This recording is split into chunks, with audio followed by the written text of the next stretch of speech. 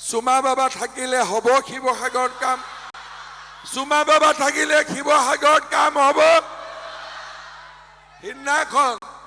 অখিল গগৈয়ে কৈ আছে মোক দাদা আপোনাকতো চুমা খায় মই বোলে এই বেটা মই বোলো ডিফাৰেন্সটো বুজিব লাগিব মোক আইতা মা ভন্টিয়ে মোক চুমা খায় মই কাকো চুমা নাখাওঁ তেতিয়া কি ক'লে ও দাদা মই এইটো বুজা নাছিলো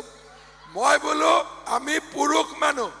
কোনবাই আমাক চুমা খাব পাৰে মৰমতে কিন্তু আমি চুমা খাব নোৱাৰো ঠিক কথা কৈছো নে নাই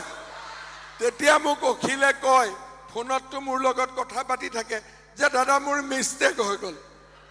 মই বোলো যেতিয়া যাকে তাকে চুমা নাখাবি গণ্ডগোল হৈ যাব হয় না নহয়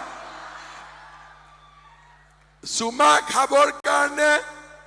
পুৰুষৰ অধিকাৰ নাই গতিকে তোৰ নামটোতো চুমা বাবা হ'বই তই কি কৰিব